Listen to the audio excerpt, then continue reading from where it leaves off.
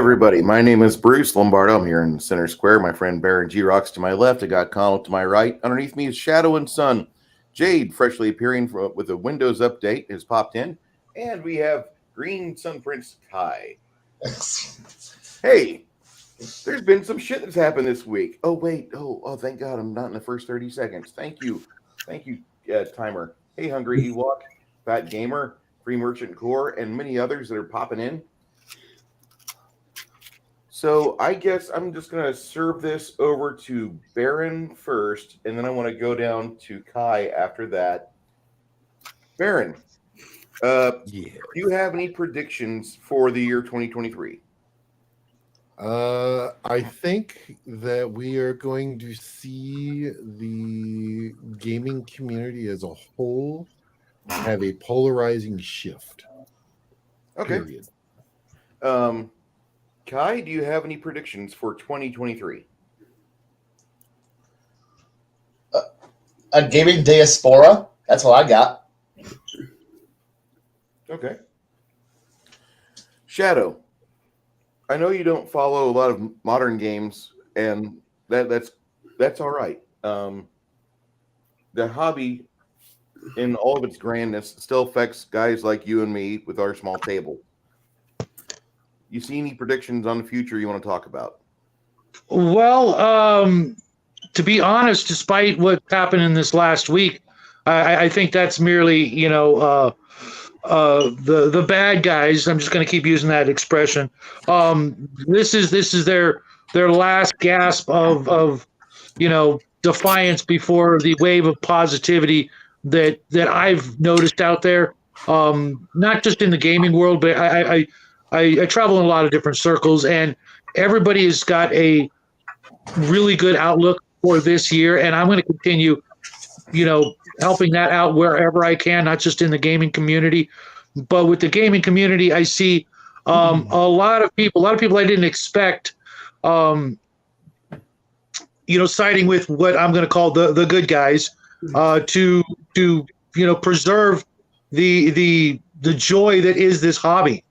We don't need corporate overlords telling us how and when to play anything, period.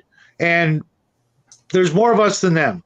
When you look at it, there's a couple of people at the top, the bad guy, molehill that are trying to, squeeze every penny they can to meet their bottom lines. And personally, nobody's interested in helping them out. Everybody else wants to do what they want to do. And this hobby is a prime example of people given the freedom to express their creativity in a number of ways. And I'm going to do whatever I can to help those people out. It's not a lot, but with the help of Biggest Geekus and a few other things out there, maybe I can do a little bit more than my fair share. Okay. Jade, predictions for 2023. I think we're going to see a lot of people playing games that are not made by WOTC. Okay. Exploring new systems, new game engines, new settings. Because I think a lot of the people who are exceptionally upset by the OGL shenanigans, they're going to start pushing other games. Yeah, do you have a particular game that you want them to push? Any. I was expecting that was a spot for your. I know. I know what you were going for there, but I mean there are nice even though I am really into index card RPG, there are games out there like 13th Age, what other ones? Dungeon World, or anything empowered by the Apocalypse. There's the Fate Fudge system, GURPS, Rifts, Palladium, Earth Dawn, Amber Diceless. Like there are so many other role-playing games out there that don't get attention. And Kai, you are my new best friend. Anytime you mention Amber, I am just. Thank you, sir. Not Kai, but I don't know why I said that. But sorry. I love Amber. Now, Kai, you're my new best friend too. Okay. Hey, how about you and me write a non-dickish version of Amber so we can actually play it as not so confrontational? Sure. That would be, I think I would actually like a new iteration. Well, Yeah. And who knows? Maybe it might get a new iteration because of this. Yeah. You know, Yeah, chances are slim to none. Well, Hey, you know, we can try. Damn it, we can try. If we as the community start pushing other games that are not D&D, that are completely unique engines, like the Fantasy Flight Genesis game engine, more narrative based or more crunch based, like whichever you prefer. If we start pushing those systems, those engines, we might see some revival of engines that have come and gone, or had their heyday and then left the scene. There might be people out there going, hey, you know what, I'd like to revive that, and they might. So Amber Diceless system could come back. It is possible. That'd be cool. I'm up for that. I think it's heresy to play any game that doesn't involve dice, but that's just my opinion. I mean, there's loads of games that do that. I know. I'm being LARP games can do that. You're muted, Shadow. That's okay though. It's okay that damn it.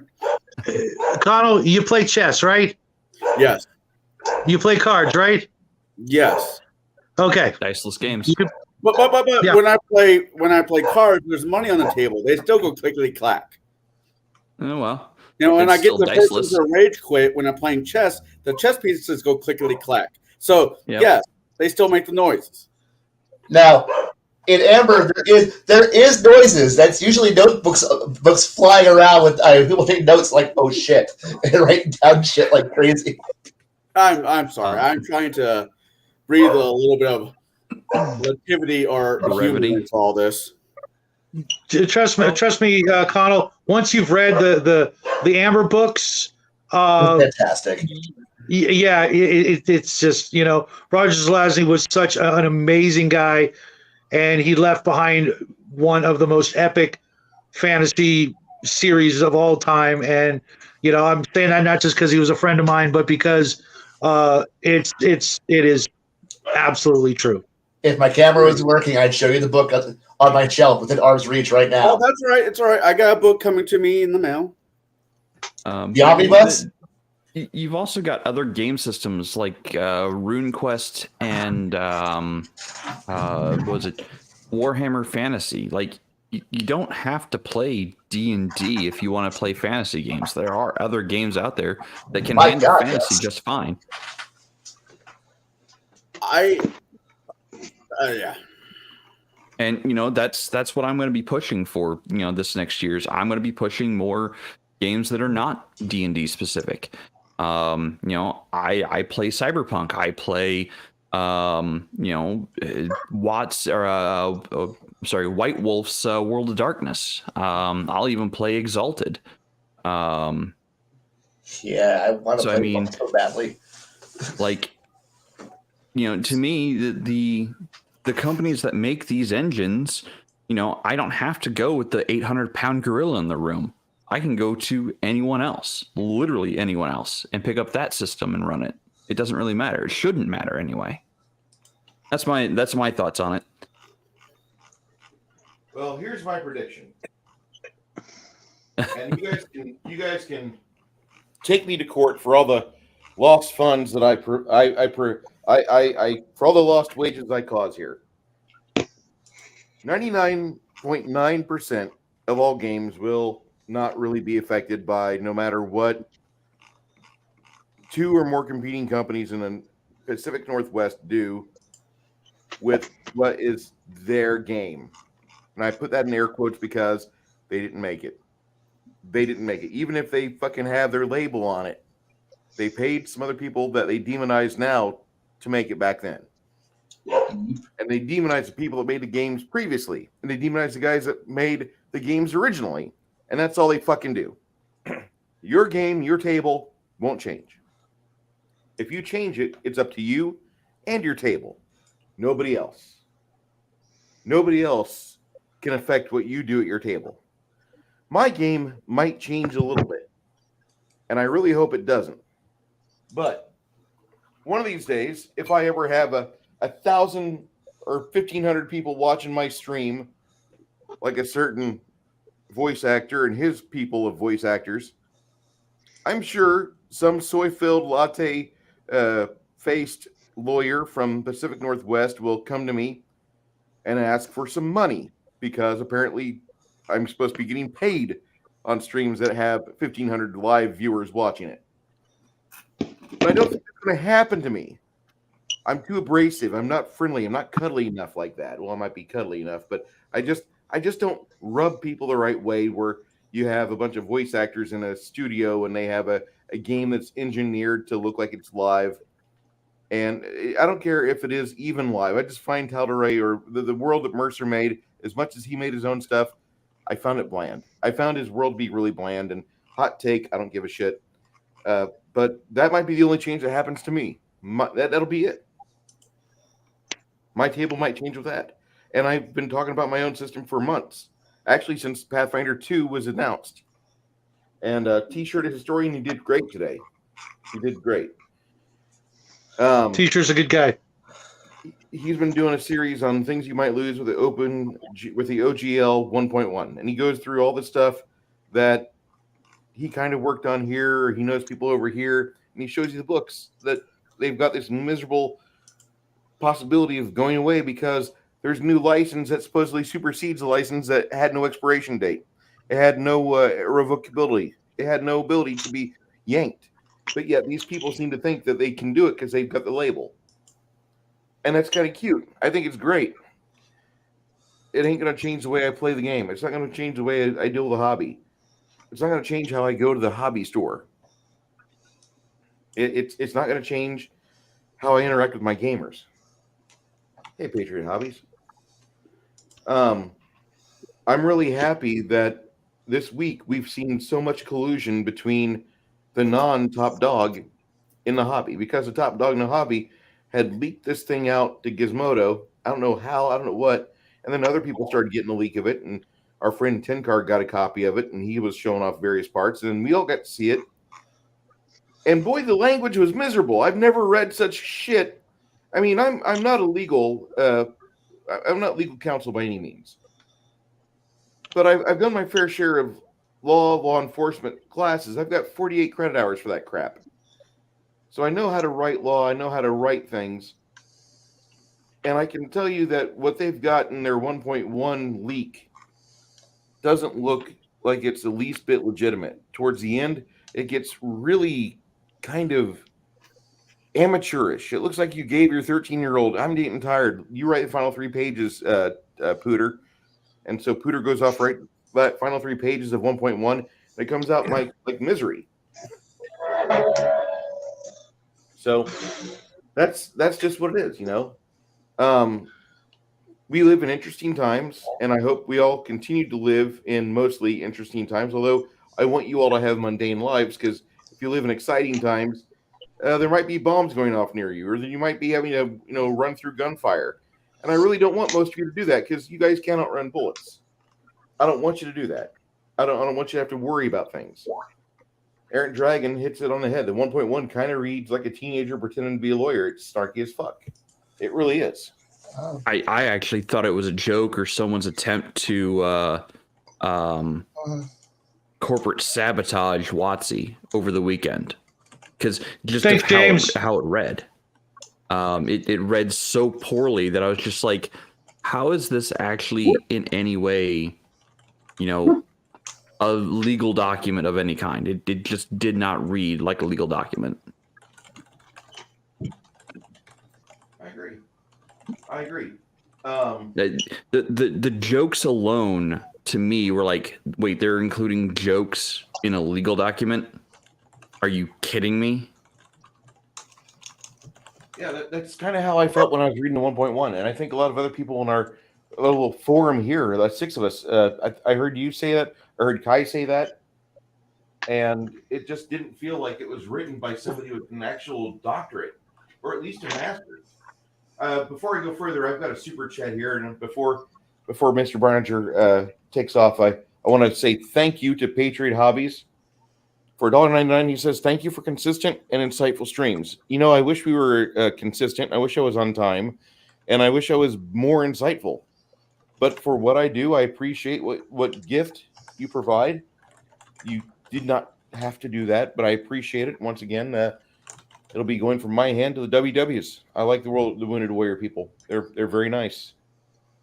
I don't know.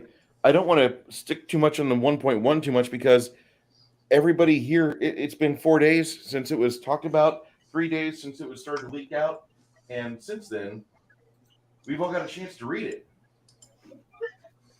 We've all had a chance to glean through it. And if not, you had guys like Roll for Combat. You had guys like Nerdarchy talking about this thing.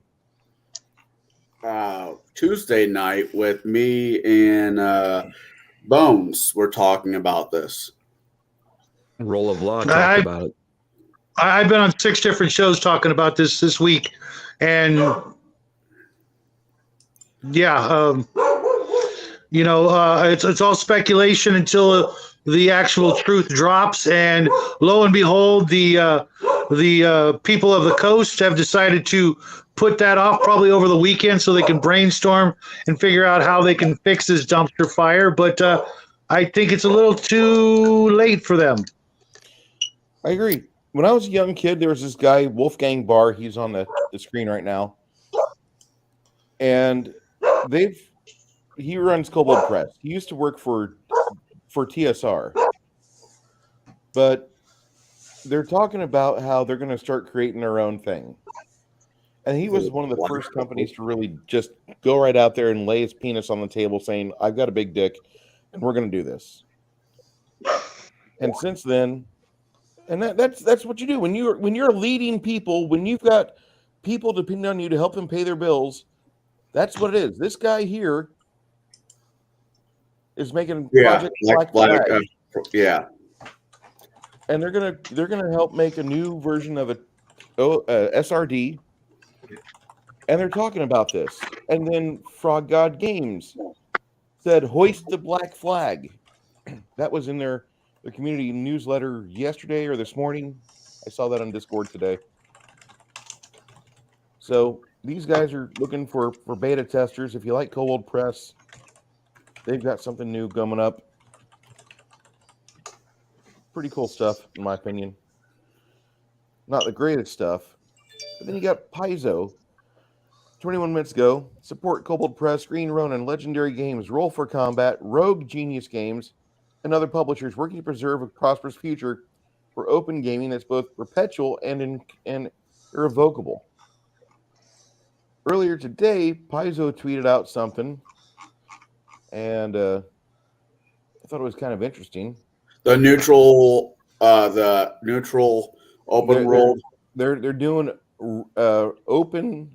open RPG or something, but the people that are part of it is Paizo, Kobold Press, Green Ronin, Legendary Games, Roll for Combat, Rogue Genius Games, lots of others.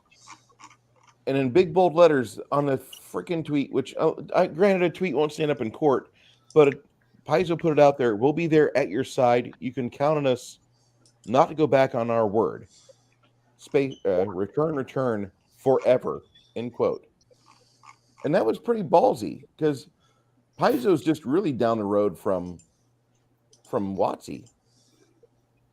And here's their neighbors saying, we're done with your OGL. Finally, we got some companies that are out there that are starting to do the right thing. And I'm not saying they're going to do the right thing forever. No company ever does that. We all thought Disney was great when we were young kids, right? No. For a while. No, I thought Disney was exactly what Disney was. A place you spend money, you take your kids so they have one decent memory as a childhood, and you go home and says, well, I'm glad y'all enjoyed Disney World. We financially can never make that ever happen again. Yeah, well, unless you're a millionaire. But yeah, when WOTC's out there telling you that 25% of your profit goes to them, and oversight on anything you produce, an ability to use anything you write for their own IP, and you have no legal recourse, go pound sand. Yeah, I mean, what kind of person would actually agree to that? You know what I mean? That's like, yeah, you get nothing, we get everything, and you owe us a thank you. Mr. Scott Garibay, I understand you like Dungeons and Dragons, and we're going to make you a published author for our new Dungeons and Dragons Open D&D, or excuse me, 1D&D. And Mr. J. Scott Garibay, don't you want to be famous? Go ahead, shine this dotted line right here. And that's what's going to happen. You're going to have little schlups like JSG go out there, and he's going to get hooked. And he's going to say, I'm an author. I'm a published author. They finally printed my stuff. 25% of your revenue, JSG. It all goes to them. Now, do I get a go at the production game? All you. All right. So this is my prediction for next year. It kind of reminds me of a meme. You got 3 glasses. They're all filled with this yellow substance. One of them says, "Ha! I am half empty." The other one says, "Huh, I'm half full," and normally has a positive look on his face. The third glass looks down at itself, tastes his yellow substance, and says, "I think this is piss." Now, the realistic point of view, from my point of view, is yes, the game is going to change. It's not going to affect the small at-home gamers, or the ones who run a game out of their basement, their garage, or the rumpus room. It's going to affect the shops. It's going to affect the little shops out there that wants to run Pathfinder Society or Adventure League and is just trying to keep their doors open. Now, this is not only affecting Dungeons and Dragons. This is also affecting, because it's pissed off enough people, where it's also affecting Magic the Gathering. You might not like the game, but that is money being printed on cardboard, hands down. And the moment you take that away from these small game shops, what's left? Warhammer 40K that only a small percentage of us as teenagers could even afford, because if you don't come with professionally painted figs that we sell, that are professionally put together, you can't play at our table. And don't forget, the GW doesn't even normally actually allow anybody but affiliate stores, that is official Games Workshop stores, sell their product anymore. Any company that's selling it out of their storefront is doing so on the sly, so to speak. So my prediction for the next year is it's going to be rough, but it's all right, because no matter how deep the hole is, there's other gamers that will help pull you out of that hole, introduce you to other types of games, other types of RPGs out there that doesn't involve the almighty Dicks and Dungeons. So, what? What do you have against dicks? I'm at I prefer the more Arby's to my menu than the hot dog, but to each their own. No, I'm just saying, as a proud swinging member of Dick's Division, Well, but we're not even playing in your campaign. We're not even playing Paizo right. When I run freaking my Monday campaigns, when I'm the DM, I'm not playing 5e correctly. So we're already breaking off from what they want and running it the way that we need. So fuck them. If you already have the books out there, keep playing the game. Fuck them. Don't let them win. I want you to continue running your game. Don't go out and buy new shit. Yes, I'm the one saying this.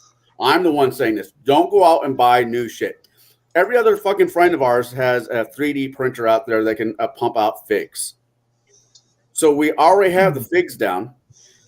Take these old books, find what you like about them, make your own fucking world, and run it. Fuck them. My wife, I wish I could take credit for this, but my wife said something interesting to me today about this whole OGL nonsense. And D&D is kind of like the board game Monopoly, and for more than one reason, but it has a lot of house rules. It takes some players forever to take their turn. No one ever actually finishes the game, and there are more interesting games out there. I take. I wish some I could take offense- credit for that, but my wife said that. I take some offense to the Monopoly game because I made a mutual friend of ours who's went to college to be a bean counter lose his shit. It's the best game ever. Yeah, well, Was that followed up by Blaze no and then Blaze yes? Such a Merry tropey character Christmas, that was. Vegeta! No, yeah, that made me pretty much. giggle so much. But no, like I said, I wish I could take credit for that, but it's right in so many ways. It is the 800-pound gorilla in the room, and it is the most accessible gaming product out there because it is losing weight though. It is losing weight. It's shedding the pounds pretty quick, but it still is on every shelf, or it's on shelves at Barnes & Noble. It's on shelves at game stores. It's on shelves at Target, at Walmart, at all of these locations that sell books. They have D&D on the shelves now. It's commonly everywhere. You don't see Paizo at Target. You don't see Paizo at other locations than a game store. Well, it depends on the game store. There's one locally doesn't. There's a couple locally that doesn't even carry Paizo anymore. Fuck second edition. Actually, I recently just found the 1.0 Pathfinder playtest book here in town in its shrink wrap still. I know where I can go pick it up, but I've got 1.0. I don't need the playtest book unless it's a collector's thing. But the point I'm trying to make is, D&D has made itself so accessible, or WotC's made their product so accessible that it became the biggest, so that they could do more with it, to push more of their agenda with it. It's no wonder that they got to this point of, hey, we want more profit. It's go fucking figure that was the plan on potentially all along. Like, oh yeah, now we're going to start taking more profit because we're the biggest fish in the game, we're the biggest fish in the ocean, we can do what we want and no one's going to say no to us. Well, surprise, the gaming hobbyists say no. Well, here's something that I find very interesting. This article was published like 2 hours ago, so this is like is basically as hot off the press as we can get. And they were set to release it this afternoon. Yep. And they've scrapped it. And it's due to the struggling to generate a response to the fans understandably upset with everything isn't intended basically because of everybody who is the people who are impact career careers and livelihoods. That's the big thing here, is that now that the leak was out, and I'm almost wanting to put money on it, because this is and me and one of my coworkers were talking about the whole and I'm gonna kind of switch things because interesting times, go into another type of genre that we normally don't talk about on here, WWE and what's going on there with the possible selling to the Saudi Arabians and everything else. Yeah. I truthfully think, and now in stepping back, looking at everything, even with the comments I made last night and whatnot, I think this was a fishing expedition. Yes, it was written by a 2-year-old. It was a fishing expedition because they wanted to see what was going to happen. And I think of it more as a suicide pact. I think that they want to just go bankrupt and have an excuse to do so, because that's all that's going to happen. What I'm saying is that I believe that truthfully it is a fishing expedition because they wanted to see what kind of kickback there was going to be. I don't think I think they realized that they were going to get kickback, but I don't think they realized the amount of kickback. And then the point of that we talked about this before we went on the air, that the servers for D&D Beyond either crashed or they pulled the plug, can't say which, but with the amount of people that were canceling the D&D Beyond subscriptions, it was literally like someone took and was the people decided to go, you know what, screw this, and twisted the knife that they had kind of inadvertently put in their own back.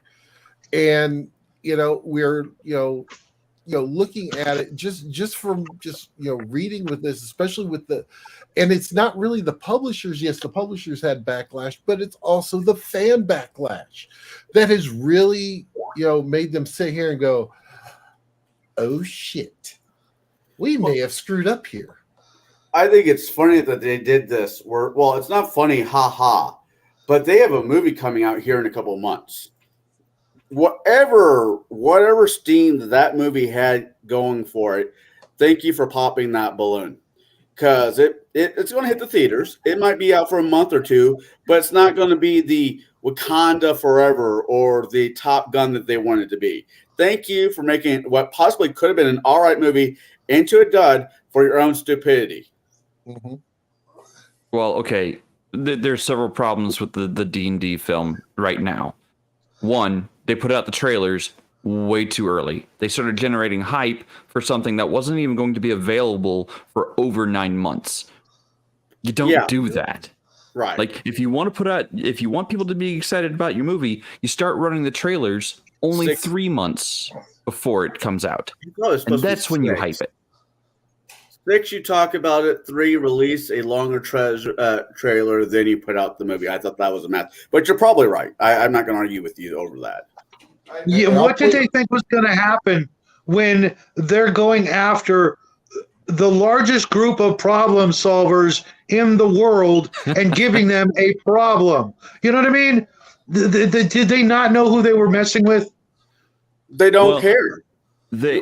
So the general consensus that I'm seeing among many different communities is that they are going after the big publishers and they're trying to push the product to newer audiences who are just going to accept it, who are like, oh yeah, this is the product, this is what we have to buy, this is this is the game, this is the only game. It's those the younger people with the blinders on who don't see anything other than D&D and WOTC, the ones who see Critical Role, the ones who watch Stranger Things, the ones who only consume that side of the hobby or that one facet of the hobby. Thank you for bringing up Stranger Things. Me and fucking Shadow have talked about that on our show on Sunday. Yeah. How many fucking times over the last year? Oh yeah, it was huge. It was a huge boon for the company, and they seem to forget that. 1 in 4, 1 in 5 families that watch Stranger Things and play D&D are going to have parents that are going to be like, yeah, too bad, you can play with my old books. We're not buying this new crap. Well, is it going to stop me from watching the next season of Stranger Things? No, because Stranger Things had nothing to do with Hasbro's bullshit.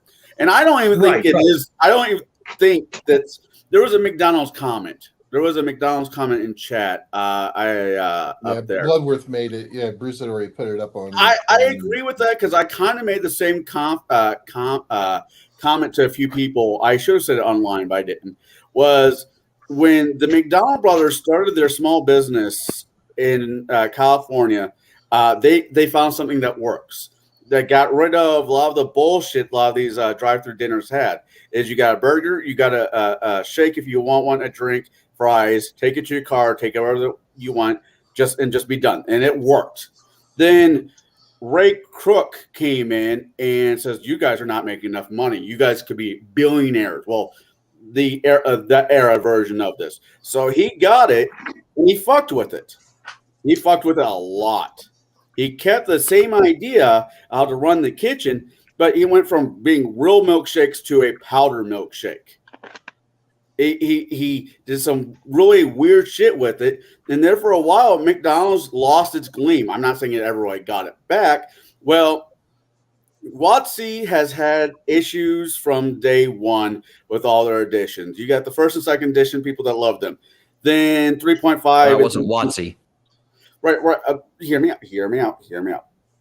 You got the game. And each edition was a little bit different than the next. And some editions gave other editions heartburn. Hasbro, being the Ray Kroc in this story, decided, hey, we're going to buy them and hope for the best. So, okay, set the Wayback Machine to 1997. WOTC buys D&D from TSR. Actually, Right. They just straight up buy TSR. 1999, Hasbro buys WOTC. Right. But by then, they were already working on their third edition of D&D. WOTC First Ed. Bitch about 3.5. I can't bitch about it. I could bitch about 4.0. I could bitch about 5th edition. I can't bitch about 3.5 because that was the edition that I got brought into. Yeah, same. That was what I started with. I tried playing 2nd edition, and Thaco gave me hell as a young person. I could probably do it now. Damn you, math. I don't want to. And as far as Stranger Things goes, I watched. need to share this. Oh, Okay. Oh, there goes our monetization. Sorry, Baron. Consume product and then get excited for next product. No, he couldn't hear it anyway. Yeah. God damn it. That's okay. You didn't share the audio, but that's fine. Fine. It's just the consume product. Don't ask questions. Then get excited for next product. Yep. Really, is any of us surprised, realistically surprised that they're doing this? Not really. This I can count on one hand how many episodes of Stranger Things I've watched. Oh, it's a great show, especially when that one kid 0. gets taken off. Debatable. I've never watched it. I have no intention of watching it. And It was a lot of fun. My family's watched it, to be honest, like half a dozen times. Well, one of my coworkers started asking me about D&D because they were watching Stranger Things. And I'm like, okay, and then I watched the one scene from the first episode, and I'm like, yeah, that's not D&D. Right. It was never supposed to be. It's D&D in name only. Like that's not actually how D&D was rolls. the idea that a group of young kids got to play. Yeah, that's what D&D was back in the late 70s, early 80s. Well, okay. I'm not saying that what they were showing wasn't D&D. They showed a clip of about 2 to 5 minutes of kids playing D&D. And that was it. I didn't see any other reference to D&D the entire rest of the episode. Other than names and the name, Right. naming the monsters. So be careful. We might be encountering bad guy. when my coworker was talking to me about it, I was like, well, it's got D&D in it. I figured you'd like it. I'm like, no, it's got like 3 minutes of D&D. The rest of it's horror genre that I just don't care about because I don't consume horror. It's a Suspense, Scooby-Doo. thriller, horror, whatever. It's Scooby-Doo meets Dungeons and Dragons. Very, I very, never very, got that very far. loosely. I never Very got that far because loosely. I became very disinterested about half hour into it. It also decided to mix way too much with bargain basement discount. You bought it off Wish X-Files. Okay. I mean, like I said, I'll Or never Fringe. start watching it No. again, honestly. So I the prefer whole Fringe. the whole Stranger Things aspect of D&D, like it's bizarre to me that that's what people are using to get into it or to get interested in D&D or the hobby in general when they don't actually really show much of actual gameplay.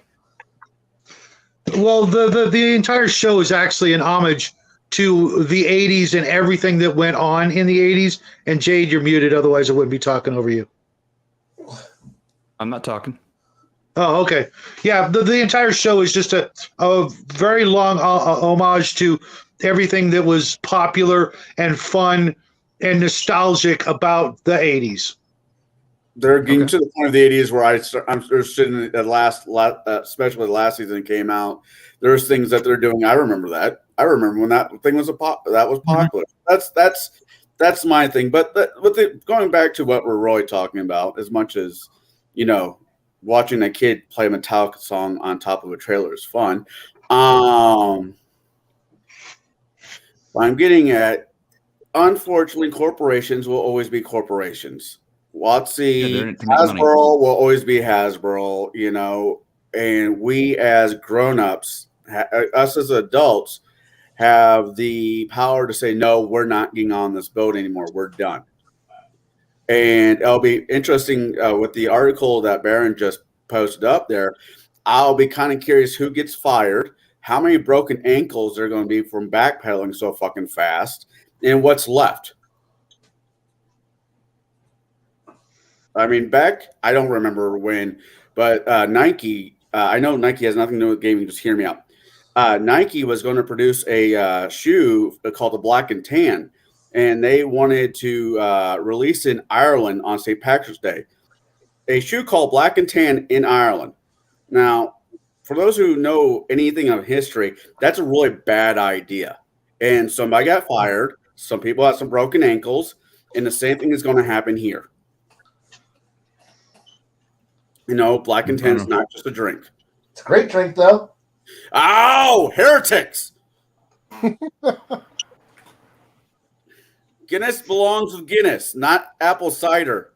Guinness and Harp is a great combo. Thank you very much. Kai, I have a question for you. I didn't know if you were here or not. You were here with us before we went live, and I really should have just turned on the fucking live counter at that point because you were getting you were succinctly parroting the feelings I had before this morning. We were really bathed in his rantness. I'm so sorry that you did not get to experience it. I'm as the channel owner of this one, and I'm sure Garrett feels the same about his stream as well, his channel. It was glory. It was glorious. We have to sometimes play with Kai and let Kai rant to us, and we can't share that because that's what makes him special. He's limited release. Anyway. Also, I would have instantly demonetized the entire channel if he didn't start. This is true too. Very colorful language. Look, eventually, we'll have a Patreon stream where we do the spicy uncut version of everything. Hello, Pornhub, here we come. I would love to have a Pornhub channel and just stream live. My eyes. Yeah, I could never live that down. Sorry, I have a young son to raise properly, and that would just he would emancipate himself the next day. I know when you're never see him again. They have an OnlyFans account and they raise kids too. Yeah, but see that's the difference. I'm actually a good parent. Oh, shots fired. Yeah. Hey. Have you met my son? Yeah, well, on screen, yes. Occasionally. I personally, as much as I love Jack, there are times I think he's too prudish for his age. Yeah, that's what makes him special. Give him 10 years. Give him 3 in the real world, and we'll see what happens. I'm not even giving him 9 months. I want to see what the service does to him. I really want to see what the service does to him. I want to when springtime rolls around and those sundresses start coming out, trust me, if he's anything like his old man, boom. Hopefully not. I mean, not literally. It'll be that's Shadow's son and grandson. So I gotta ask Kai here. Yeah. There was a movie that I was interested in going to see in theaters. I actually curses. I've not gone to see a film in theaters yet since Shit. The Ant-Man cult. and Wasp 2. Okay, since the Ant-Man and Wasp Part 2 were in theaters, that was the last movie I saw in theaters. But I've That seen other was a things movie. on this screen that I'm watching all of you on right now. And Yeah. I'm just going to say that I was actually looking forward to watching D&D on the big screen. I'm a sucker for a Guardians of the Galaxy style movie trailer, and that's what it looked like. It was Guardians of the Galaxy, but it's another franchise that you love, Bruce. Come snuggle with it in a theater. Come chew on a 4-gallon buttery popcorn heart attack and some sugary drink, which will give you a stomach pumping in about 3 months. Hello, diabetes. Yeah. And I was thinking about it, and then this came out. And so with all of this coming out, Kai, will you be watching the new D&D movie on 123movies.net or on Pirate Bay? Honestly, probably Pirate Bay, but on one caveat. I will go see it in theaters once. Because I went to go see the original shitty version movie that they released. What? It had one of the Wayans brothers in it. Fuck that. It was amazing. That movie was terrible. You only went to that movie to go see Jeremy Irons chew the scenery. Everybody else in that movie, look, that movie gave us the world's worst dungeon. It had dragons. It had a dungeon. That had a trap that you fell down a hole, and then you did, I don't know, a puzzle, I think, and then you got the ultimate reward at the very end. This is like the epitome of the you encounter the dungeon, and well, shit, I've got to go to work in about 15 minutes. So roll some dice. I fell down a hole. Done. Cool. Here's your scepter. Yay! Go out and do something useful. I don't know what you're gonna do. Fuck off. The Gamers was a better film. Yes. Now, if they could find somebody, if I find out this movie has somebody who can chew the scenery as good as Jeremy Irons, I'll go watch it in theaters. But I'm gonna wait for the review to see if it's just some meandering people having a meandering adventure with some meanderingly okay current today CG special effects, I'm probably going to go watch it on Pirate Bay. But if it's but if they say the villain literally is just Jeremy Irons 2.0, yeah, I'm going to go watch that with friends. But I'm going to wait a week or two until the main crowd has decided to watch it once and never go back. So that way, I and my two friends, because only 3 of us will probably be going, and that way You have more than 3 friends, Kai. Wait, only 3 of my friends who will go to a theater to watch a movie to do exactly what I plan on doing. I am a giant Mystery Science Theater 3000 movie fan. I am not going to sit through Dungeons and Dragons and not sit there and make every joke under the sun at the screen. And I love going to any theater that's an empty theater, just me and my friends, because all it's going to be is us razzing that movie in real time with not this, hi, I'm whispering to, hey, did you see that cool in-joke? No, I want to be able to go, I want to be able to look at the screen and in my best Tom Servo imitation and go, sleep! And other weird-ass ancient fucking jokes that only other MST3K fans are going to fucking know. I go, oh, are we going to go watch Quidditch on the pod racing sequence? Because I'm a Rift fan. Are we going to do this? Oh, hey, what series are we going to fucking make fun of with this? And just make jokes. And I could do that, here on YouTube, and it's like, or sit here on Discord and go, hey, we're reviewing our own personal copies, each of us, while we watch this. Bullshit, one of us is streaming it, fuck you. Or I can invite some friends over, and we can make fun of the movie while sitting in the comfort of, of 2 computer chairs and a lawn chair and go, yeah, you guys can sit here and watch this thing. Or I can sit there with a bag of popcorn and make fun of this thing on a giant screen. you better believe I'm going to go make fun of this thing on a giant fucking screen. Baron, I feel kind of left out. He says 3 friends. Most of us live, except for Bruce and the Shadow, we all live in the same area. But you're all busy with your lives. Are you? If I give you a phone call saying, "Hey, what's that?"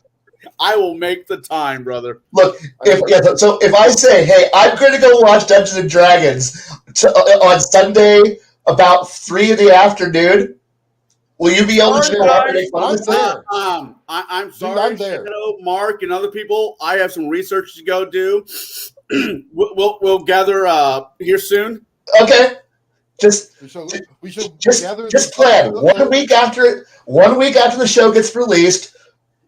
Go plan for a Sunday afternoon or Saturday afternoon. We're just gonna go watch this thing and make fun of it. Okay? Oh no! Sorry, Sunday Bruce. at 11. That's the perfect time to go because there's never anyone there.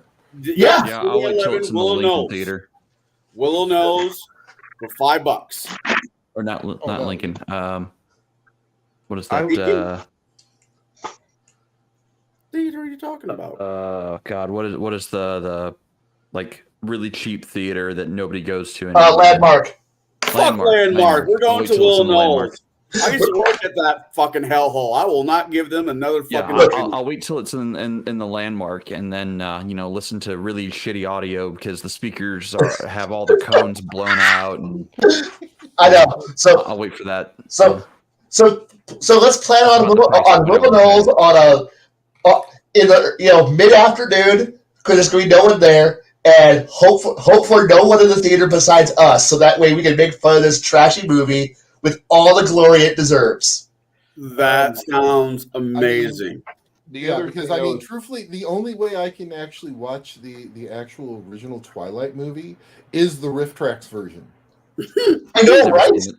And I mean, I'm sorry seen when she hops on his back and he goes running up the mountain, them doing yakety sax, yes, running up that's the only way you can do that. I mean, I'm sorry, but yeah, if we're gonna Riff Tracks at MKS 3000, yes, we will do this. Okay, cool. So I have 4 friends who will go see it. I have 5 friends now who will go see a theater movie with me in the theaters and do this shit. Okay, cool. Yay. My axe. And only if it's at the Landmark. So like 8 months after it's been Oh, you're released. killing me, Sly. That is the only price point I am willing to pay for that. What if I buy your ticket? Wait, we got to go on That's still too Tuesdays because expensive. if you take your own bucket, you get your own bucket full of popcorn. I ain't gonna eat the popcorn there. I'm not either. I want to live see the next day. Thank you. Well, no, I you honestly don't understand the price point that I think that movie should be paid for at is that low. Like even if someone else was paying for my ticket, that's still too much money. Wait. Because, This is you coming eat the from the popcorn. guy. This is the face you wind up with. I mean, come on. Wait, hold on. Wait, everybody in chat doesn't understand. This is the same guy who took me to go see Meet the Spartans. Yeah, and I'll never do that shit again either. But to be fair, Bruce has got a classic one on his list though too. He had us all go to Your Highness. Yeah. And you earned experience points for it. Oh no! Even better is that we watched copy. I ended up Star paying Wars for Christmas everyone's Edition. tickets for that movie. He didn't buy mine and Karanda's. Not mine. You weren't with Karanda at that time. You were with Yeah, someone it else. was. Oh, well, Meet the No. Spartans. Yeah, you're right. No. Yeah, Meet the Yeah, Spartans. I ended up paying for that for everyone. That was I reimbursed Tunnel everyone Buddies. for that. That's me and Bruce are Tunnel brothers because of that nonsense. No brothers goes Priscilla. Yeah. Garrett and his wife came over and they watched Star Wars, the holiday special with me for experience points. When you're a DM and like you just need like company, experience points is a good way to trade. Like I have a commodity of experience points. Do you want to come over and watch a really bad movie? You know, if I fly to Texas, Bruce, and come hang out with you, I'd love to hang out with you in Texas. Don't get me wrong, but there should be some XP that goes along with that price for that ticket. I'll give you an experience point for every mile. Done. Done. Guys, that's only like 1,000 XP at most. No, the miles both way. Both ways. Yeah, okay. You're looking at maybe 1,400 miles. Yeah. At most. No. At most. No, you're looking at about also tell 24. Kai, It's about they've 1,200. got some new ships on World of Warships here lately. Yeah, the new Japanese cruiser line. It kind of sucks actually, but I love them. I agree, but I'm waiting for them to put the Kunitsov on sale because right now I could buy the Kunitsov, but I cannot afford the tugboats to haul it around. I know.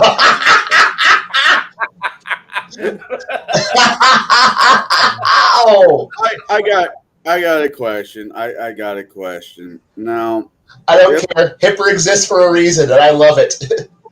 Now, OGL, the OGL is going to be a hiccup until they pull the trigger and decide not to do it. I agree with Baron. I think they're just chumming the waters to see what kind of result they would get. That or somebody's going to get fired. One of the two, if not both. Yeah. But if this is the case, and it is chumming the water, how many additions do you think is going to have to happen before they get the numbers that they have now? Or had. If you look at how most gaming cycles work, about 4 to 6 to maybe 7 years, because usually what happens is a company kills off all its love due to either bloat or stupidity. With 3.5, it was bloat that killed it. Yep. And they wanted to reset and start over, and Paizo just ran off I ran off, and then Paizo bloated out, and then first collapsed, and then now we have fifth. But that took about 6-7 years to happen. It took about 6-7 years for third to collapse under its own weight. I mean, if you look back at the older editions and older games, like say Storyteller was really popular for about 7-8 years, which that almost killed off Fantasy Dungeons and Dragons for a while, because second kind of fell aside, but then World of Darkness got bloated and stupid. Third happened, and went, we're the new fresh thing, bitches, and suddenly nobody gave a shit about Storyteller game engines anymore. Boom, now we're back to Dungeons and Dragons. It's the new big thing. And so what's going to happen here is it's going to explode in their faces, and whatever the big new hotness happens that takes over, or the big fight happens, a new norm is going to establish itself. A new standard is going to hit and go, look at how cool we are. And then it's going to grow, it's going to bloat, and then it's going to fall under its own weight, because every corporation has to monetize. And you have to push out new material. You have to keep putting books on shelves. And so we're going to have a collapse. It's just that same cycle. It just keeps happening between 4 to 8 years, and games will come in, get big, bloat, collapse, because it just can't financially continue to go like this way. And then at that point, WOTC, who will be licking their wounds much like they are right now, much like they did years ago with 4th edition, where, hey, we're the cool, we all fucking hate you. And then WOTC just sat there, licked their wounds for a bit, and then put out 5th. And stole everyone's thunder and said, now we're just universally, you could use everything. Not really, but you can. And that was a lie, but it worked. Everybody came back, and then it bloated, and now it's terrible. Now everyone's like, it's getting terrible. New edition, please. New edition's coming. OGL is going to blow it up in their faces. Hey, look, it's 4.0, 2.0. And yeah. So look at about 2028, 2030, when WOTC will roll out 7th edition and be like, look at us, we got all the hot new things that everybody else pioneered, and we just stole it all, because now we're the ones operating under your OGL license.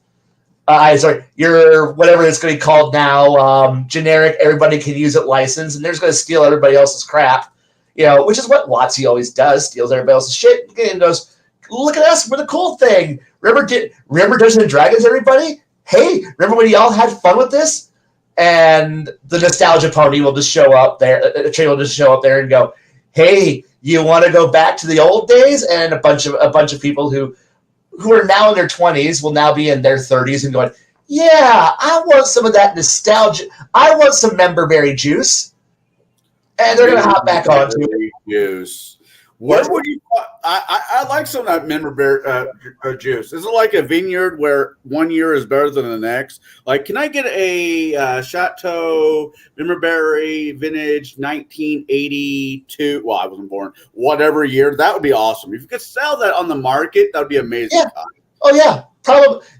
We offer it in white and red, so that way you can have it with your pork or your beef.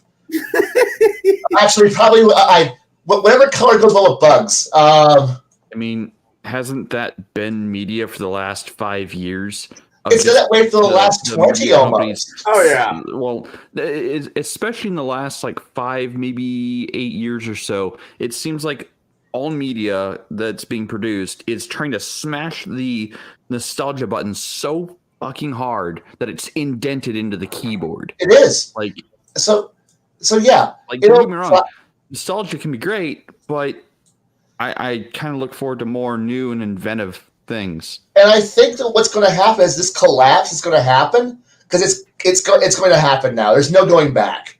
Like, we've crossed the Rubicon. Things are going to change in interesting, amazing, cool fashions. A lot of cool things, and then wait for about 2028. The end of the current administration's run, and we'll just stumble back to, hey, remember that time when things were better? Yeah, we do too. Farm remembers. But the thing is, they won't be telling it to us anymore. So it won't be going, hey, remember the 80s? That was a good time. Hey, remember the 90s? That was a good time. It's going to be, hey, remember the 2020s? That was a good time, right? The hell you say? But the thing is, we've lived through better times. The kids who are going, man, I grew up during the COVID cough years. Man, this current shit of 2030 kind of sucks. I want to go back to the cough times.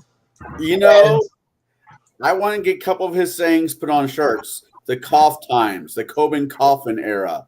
I want them to take. I don't want them to take it. I want the people who brought the finest games out their settings like Iron Kingdoms to take its first edition, give it to a better editor, and repump that out. Dear God, yes. 3 times.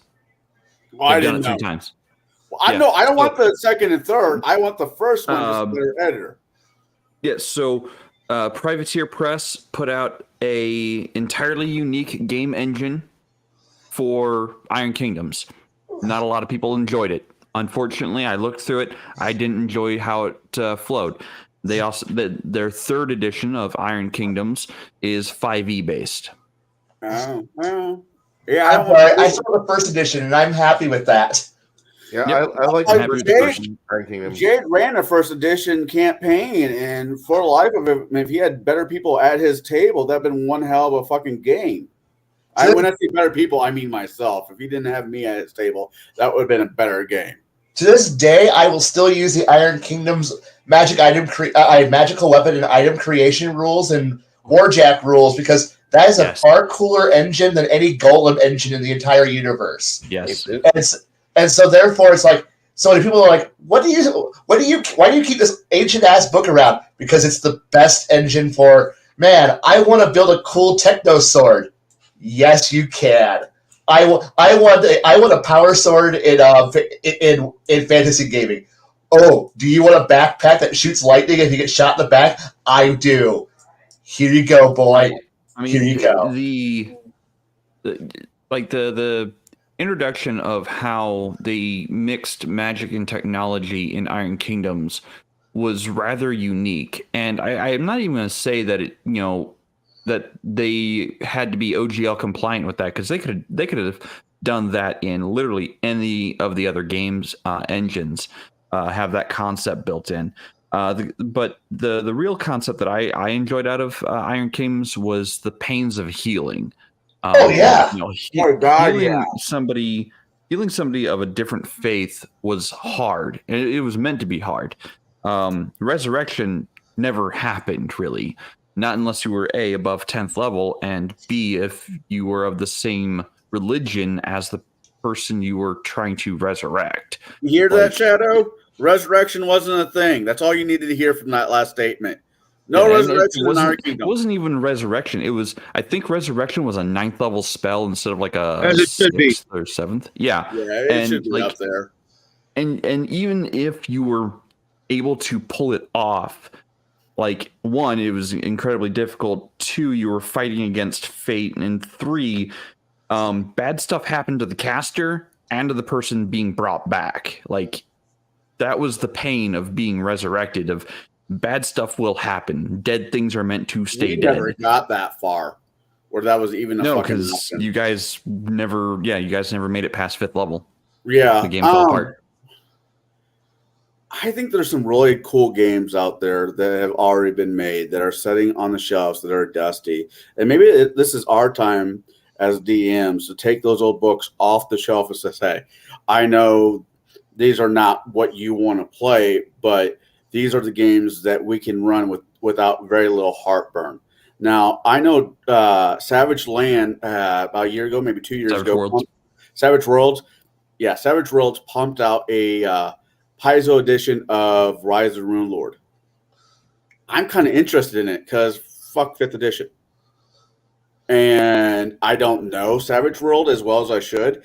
I'm hoping to go jump through somebody's coves of PDFs and try to piecemeal the game together, which I like piecemealing games together. I'm not really big into doing homebrew, but if I have a story that's pre-worked out, pre-world worked out, I can do the rest of That's that. what you just described. Yeah, that is homebrewing. Piecemealing together is homebrewing. Oh, No, yeah.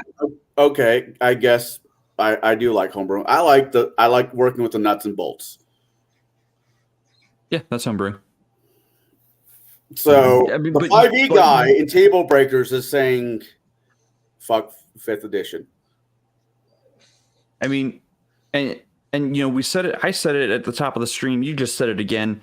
There are other game engines, and maybe this year, like, everyone goes out and finds a new game engine, reads through it, brings, gets some understanding of that new engine that they've never tried before, and then brings it to a group and say, "Hey, I want to try this.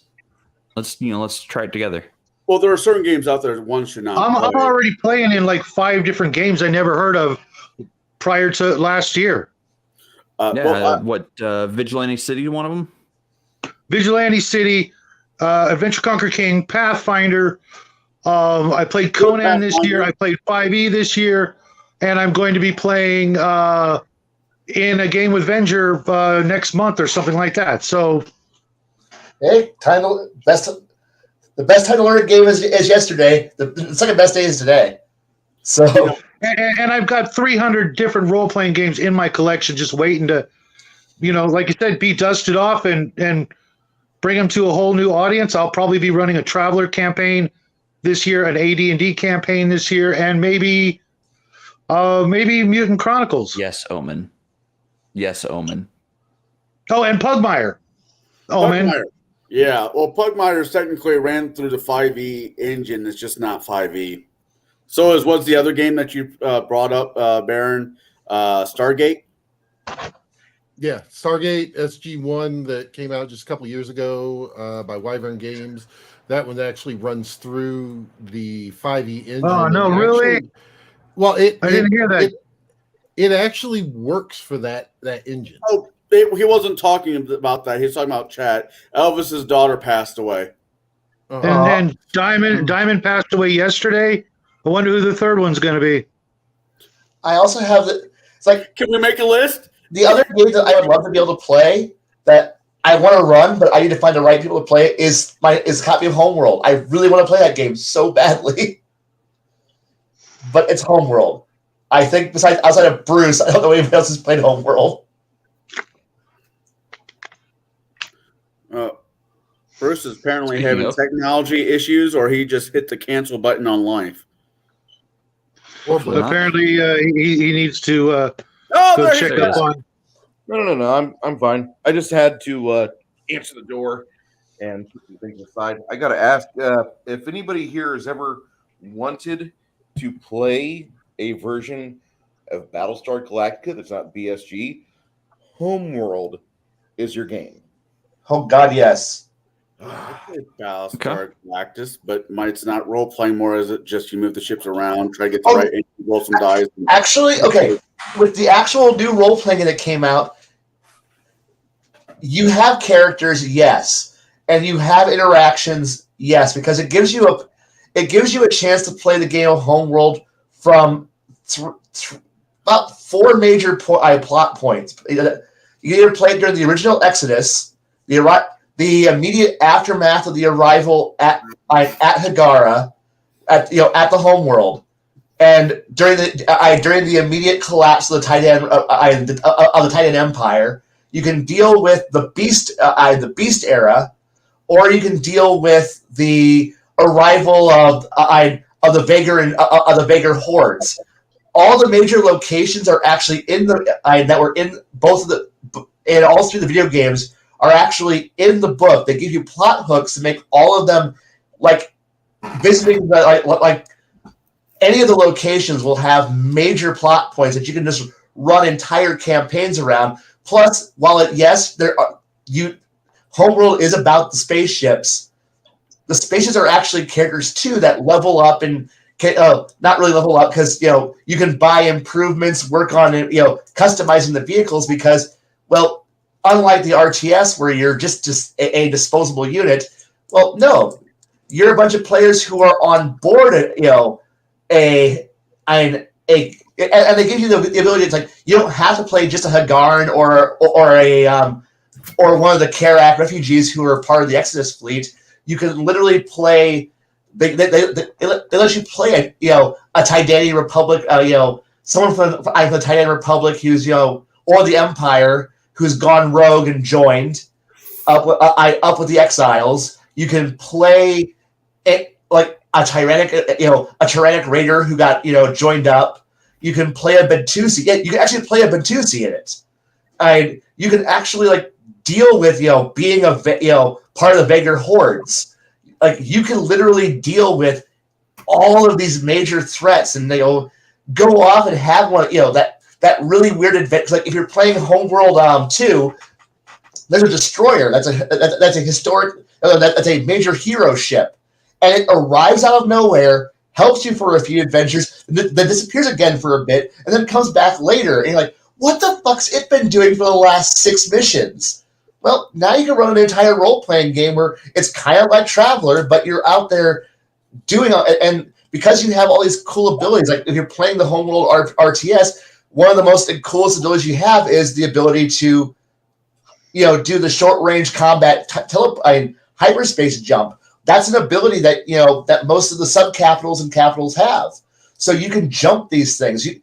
Play in the command crew, and they give you the ability to actually have the RTS. So say you have a carrier or one of the mobile dockyards as the player's base of operations. You have the ability to do in the rules resource operations to gather up the materials to go buy expendable strike craft to be able to fight an enemy, which gives you these Homeworld-like moments where it's like, oh shit, we need some extra forces, rather than trying to go, where do I get them? It's hard-boiled into the rules. You can actually play Homeworld in tabletop form while doing role-playing adventures. So it takes that step that's missing from Traveler. Traveler is just so alien where it's like, I want to do something cool. Okay, five months later, you have something. Meanwhile, if you're playing Homeworld, you're playing Homeworld, like, okay, we need to guard the resourcer ship. So for the next 10 rounds, we need to be able to hold off the enemy so the resourcers could gather some resource points. So that way, you're fighting a delaying action against an opponent for multiple combat rounds, hoping that you can start being able to get money for that in that combat. So that way you can now buy Now you got to buy like 6 more rounds, so that way you can put 2 frigates out into combat, so you can turn the tide of battle against the enemy, and now you can move forward and continue to push on with the adventure that you've been having, because you don't know why, but you need to push on to this relic, this relic moon that's got something that, a possible plot point, much like how if you were playing Homeworld. It's a role-playing game that gets you the feel of the RTS with major role-playing elements in it. I cannot say enough. This is, if you love playing Battlestar Galactica, like if you liked watching Battlestar Galactica, and you want to play a galaxy-spanning war / exploration / rescue people from the whatever the GM puts in front of you as the threat, and you want to start with a single carrier escaping, like you've got a fleet carrier and there's a major battle and it escapes out from the warp, off into the warp, and you're sitting here biding your time like Pegasus, gathering up resources and then coming back and striking targets. This is an interestingly different game. I who've played a lot of sci-fi games look back at this and go, this is probably the best game that Modiphius has put out, and it's just solidly interesting, and I want to put it through its paces so badly. Okay. You know what it reminds me of? What? The fandom around the Homeworld game so far. Yeah. It reminds me of the 1997-1998 period where Babylon 5 had a RPG, they had a tabletop skirmish game, Yep. they had a ship combat game. Remember all that? Oh yeah, loved them all. Fucking heaven. You didn't have to run like Silent Death, and you didn't have to run Armada to build the ships and everything else. It was all right there for you. Yeah.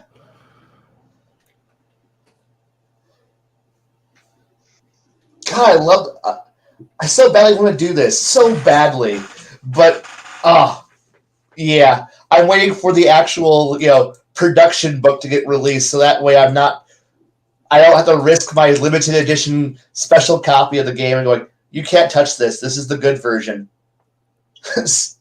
Yeah, that was actually, if I remember correctly, that was actually one of the freebies for Free RPG Day. They had a starter adventure for you, if I remember correctly. Now, speaking of RPG Day, locally here, I think in February, there will be a local con down in Champaign called Winter Wars. Good convention. Good. I would love to see which one of you guys, if all 3 of the local guys would like to do a road trip down there.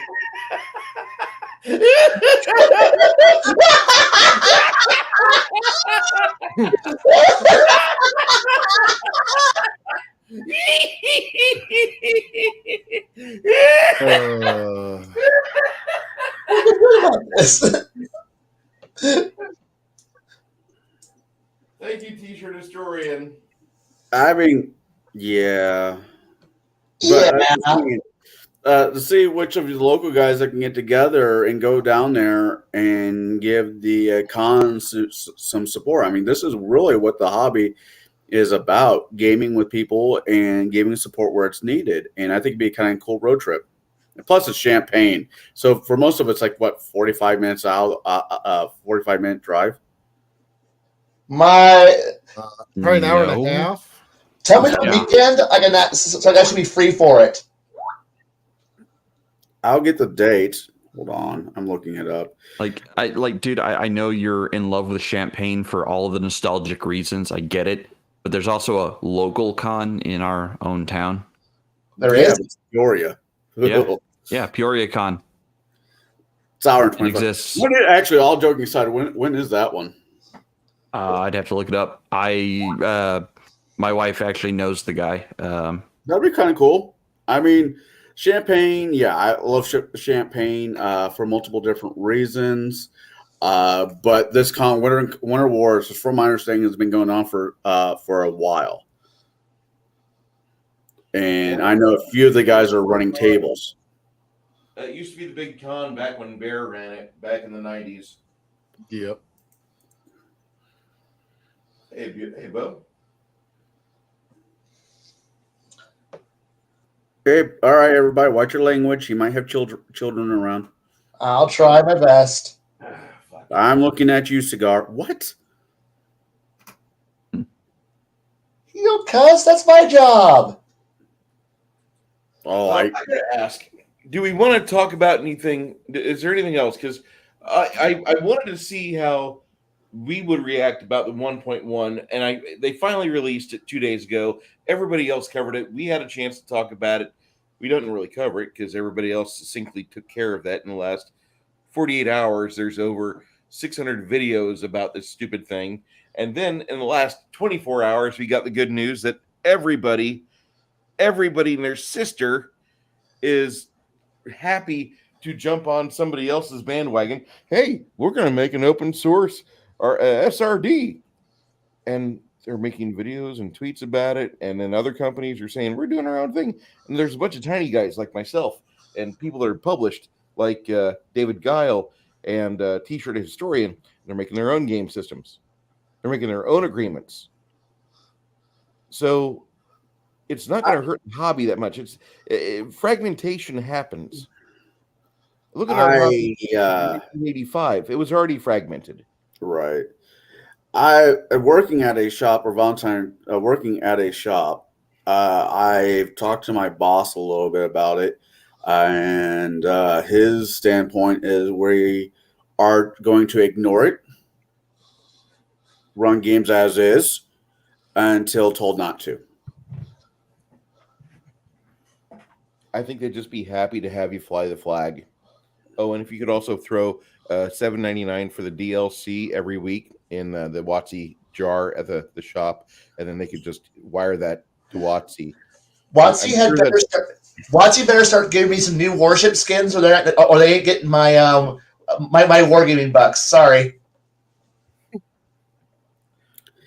I need one steel. Unless WotC is going to promise to give me a new 21-inch armed Yamato, I'm not playing. I'm sorry.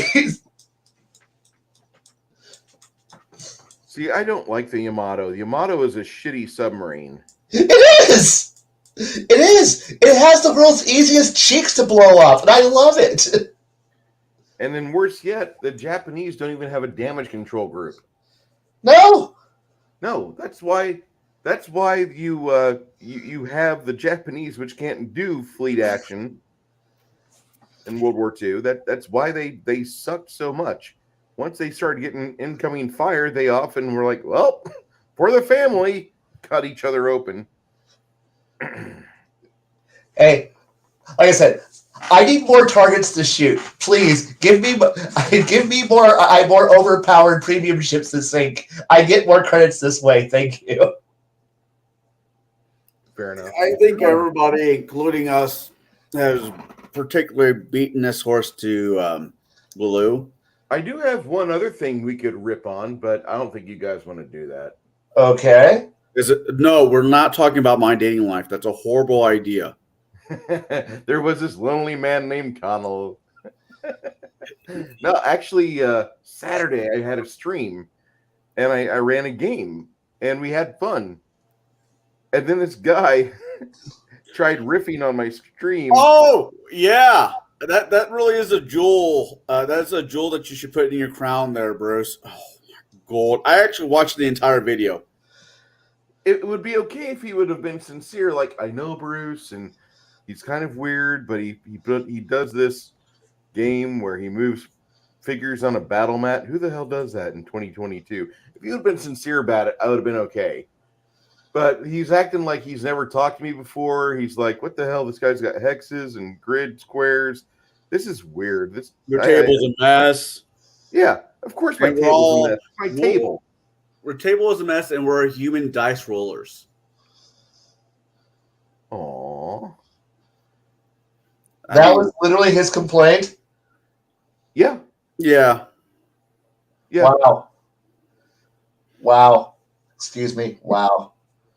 Yeah, I really don't want to waste my audience's time with it. No offense, but I thought it was funny because Shauner tried ripping on me, and I'm like, you could have done a lot better. But then I went, and my buddy Chris went back in Shauner's creation history, and whenever you start seeing like all the love videos he does about Lydia from Skyrim, you realize how lonely that person is. Rotary?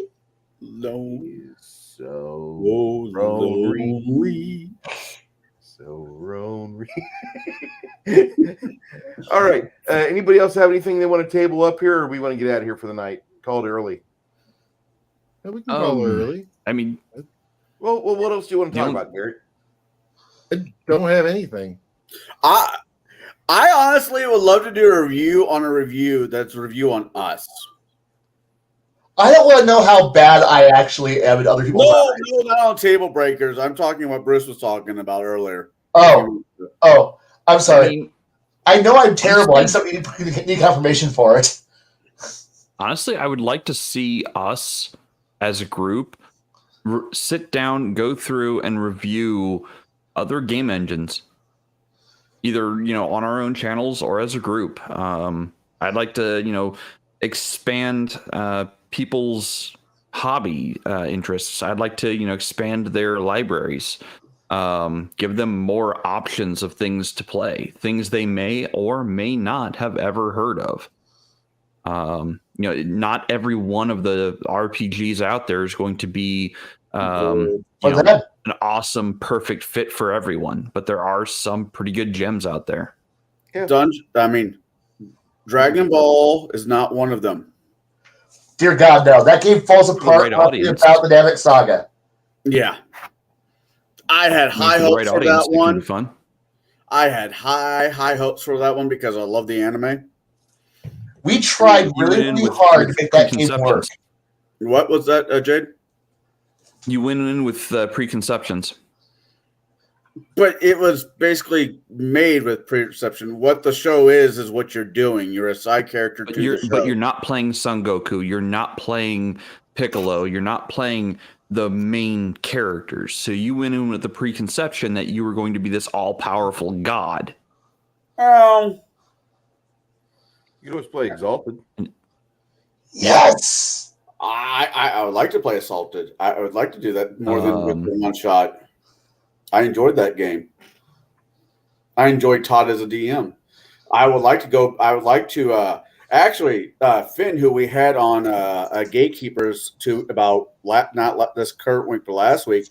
This whole thing with OGL is giving him so much heartburn. He's thinking about running Warhammer Fantasy First Edition. Good. Jump on that. Jump on that, Yep. like Oprah Winfrey jumping on a little Debbie getting ready to roll behind the refrigerator. Don't let it get behind the refrigerator, Connell. Play it. Enjoy its murderous. You're murderous. You're all a bunch of dirt farmers, and that game is about dirt farming and getting murdered in horrible, horrible ways. Bruce, by little Debbie, you do mean the snack cake and not the person. Yeah. Maybe. Okay, because either case would work with Oprah. Well, I'm referring to the ho-hos. Typically, whenever you have I'm sure that's what she calls them too. The ho-hos roll. Just saying, John of God. Sorry. Is this Debbie the one saying when I went to Dallas? Yes. No, much younger. Oh. But I really think Aaron, hey, are you clicking on that for Errant Dragon there, Garrett? No, I'm not clicking on anything. Okay. I just read what he said. Talk about free tabletop RPGs. Yeah. At some point we're gonna have to talk about the stinkers out there, though. Oh God, yes. Absolutely. I'm looking at you, Connell. Not your fault, but you know what I'm talking about. Hey, it was a Christmas story. We're gonna hold that against you forever. No. I'm not talking about that. I'm talking about what you sent me. That's literally the worst game I've ever read. That's not, no. Before you hold my feet to the fire, hey, I know. little I brother. even said it's not your fault. It's not Yeah. your What fault. was this? Death in Space, I think. Okay. This game. Oh, dear God. And it's a shame because it's really pretty to look at. If you like, weird, dark artwork, but the game is, God, that is the worst. And I played Superhero 2044, so I know what I'm talking about when it comes to stinkers. That is the worst game I have ever read through. Hey, Shadow, have you ever played Super Battle Cruiser 3000 AD? No, I never even heard of it. Or if I have, I don't remember it. Is it an RPG? It's a CPRG. It's a computer RPG, but they tried making a tabletop version and they couldn't do that. And the computer version is still bugged 20 years after release and 5 different boxes. It's its potential is so grand. Its execution is so terrible. It's like prom. I mean, you'd think after better games like Elite Dangerous or Eve, they would have figured out how to fix the game and make it playable. But no. Dear God, no. It is the best trash fire I've ever looked at. So here's a question, since we're talking about the stinkers. It's hard for me. Does one game out there? I mean, good Lord, I know I'm going to get the same answer from some of you guys. Is there one game out there, hands down, you'll never play again? Sorry for wasting your time, my time. Oh no. As much as I say I utterly love Castle Falkenstein, and I do. It is the best lore for a game I've ever read. But all right. What about you, Bruce? Aliens, the role-playing game, not the new one. Oh, I was about to say, Omenau's in the chat. Be careful there. From Free League. I'm talking about the ancient history version. There's an ancient. I'm sorry. Am I been cloned? You've been cloned. Oh, fantastic! I didn't realize. I guess when I started by betraying one of my favorite games, it crashed on me so bad. And yeah, the Alien role-playing game from years ago, I want to say like 86 or oh God, no. 88, one of those two. And this is not the first. That was like the one from way back in the day, and it had good artwork. It had a good cover, and you all got to play one thing, and that was fucking Colonial Marines. That's it. You can't play a scientist. You can't play a forklift driver. You can't play somebody with a clue, like a salesman, like Burke. Nope. You're all combat Marines. You're all dropship Marine fodder. And then when you find the aliens, and you will, because that's the only thing that exists in the universe aside from NPCs to get your hints for where your next death is at. You meet the aliens, and statistically, they will go through 7 characters before you can rip one down. Is it about 7 player characters to kill one alien? My question is it harder than at like the first, maybe at 3rd level in Kingmaker when you come against that will-o-wisp and you have no way to fight it and you have no way to outrun it? Is it still that bad? Yes. Actually, Future Historian has it in his lap right now. It's got a lot of tables in it. Like, if you like tables, hey kids, do you like Rollmaster? Do you like consulting your books and just turning pages to follow tables? Do you like to roll dice and then go to another table and then roll more dice and go to another table and then go to another couple dice and go to another table? You just like tables. Do you like to rub your face on the page with all the tables on it? Man, you Leading Up Games was known for this shit. You guys You think just Matt described Mercer's the bad? best night No, ever. Leading Up Games is bad.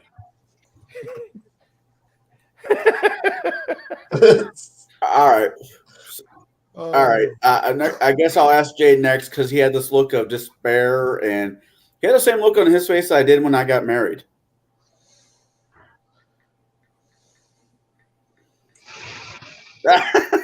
So you, I was at your wedding. You actually looked pretty thrilled at the time. Yeah, that's called alcohol abuse. There are a few game systems that I don't know if I would play or run ever again. And that might be because of the experience with that particular game master or those particular players. One of them was not Cyberpunk, the other future one. Shadowrun? Shadowrun, that's right, Shadowrun.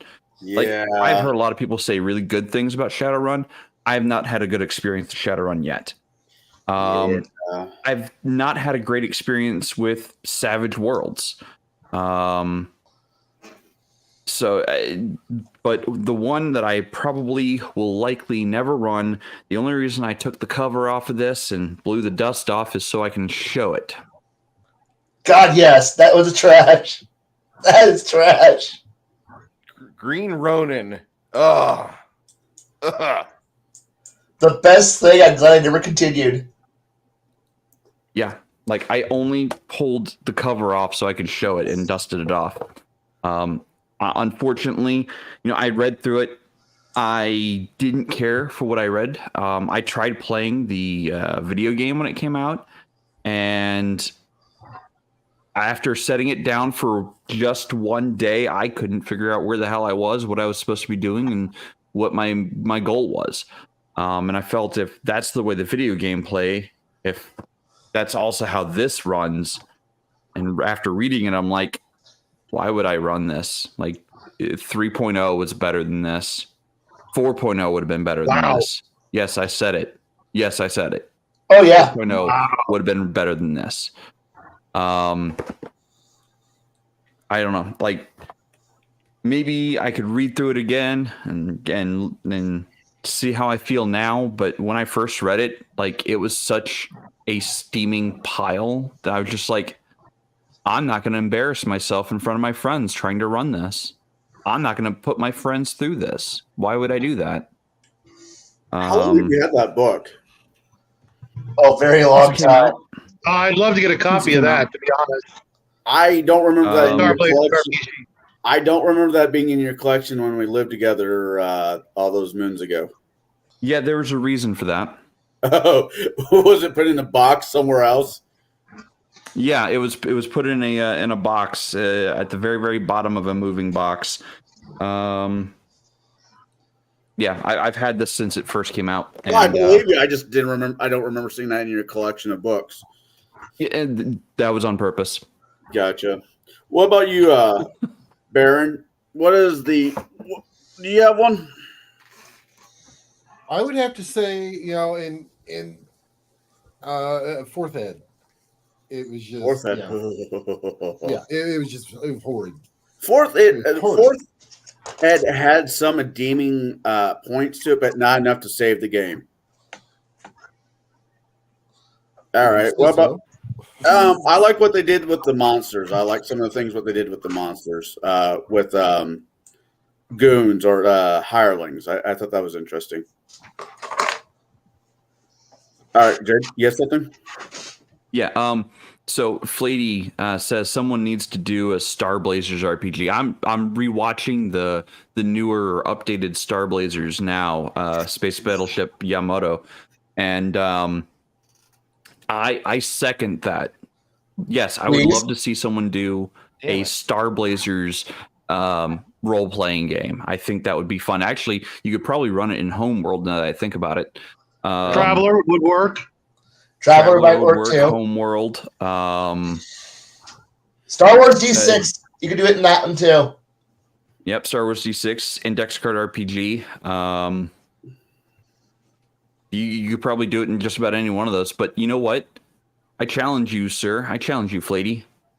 Make a unique game engine for Star Blazers.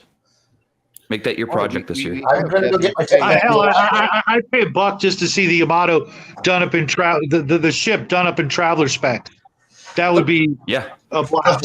Yeah, I'd pay $1 for that. The hardest part about that will be how do you stat the wave motion engine? Sorry, how do you stat the wave motion gun? That's the biggest problem. It just kills everything. It just kills everything. It just takes forever to light it up. Also, the whole charge out plus the after effects of firing it. So That's Yeah. Hey, Cal, get a hold of Fritz real quick when you get a chance. all right, Kai. I was before my computer. Fuck you. Before my computer crashed and betrayed me on the game, I would say I'll never run again. Is while I love the setting so much and the lore is fantastic, Castle Falkenstein has the world's worst game mechanics I've ever seen. I will never play this game ever again because the idea of trying to have where it tells you dice. It actually tells you this in the first page of the rules. Dice are for low class commoners, and this is a game of playing high class adventure. So therefore, we play with playing cards. So you have a deck of playing cards and know how to shuffle them. I have fat fingers because I have damaged them very, very badly. I can't shuffle cards to save my life. I can still shuffle cards by the grace of God.